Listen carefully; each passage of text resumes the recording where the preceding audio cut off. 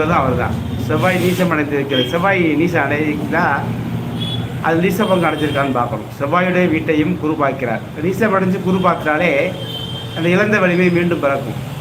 செவ்வாய் இந்த வீட்டின் அதிபதியையும் குரு பார்க்கிறார். இந்த நீச பலன் வேலை செய்யுமா அல்லது அவருடைய திசை வந்தால் தான் வேலையா? அதாவது செவ்வாய் நீசம் அடைஞ்சு குரு பார்த்தாலே போதும், அந்த செவ்வாய் இழந்த வலிமையை மீண்டும் பெற்றுவிடும்.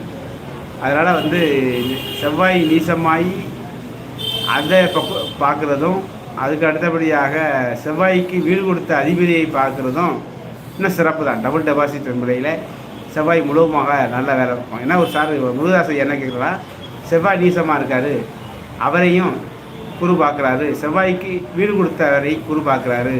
அதனால் செவ்வாய் வந்தால் செவ்வாய் நல்லதை கொடுக்குமானா, திசை வந்தாலும் நல்லது தரும், செவ்வாய்க்குரிய காரக பலனையும் கொடுத்துரும். செவ்வாய்க்குரிய நம்ம சொல்லல, பூமி இடம் வாங்குறது எல்லா விஷயங்களையும் செவ்வாய்க்குரிய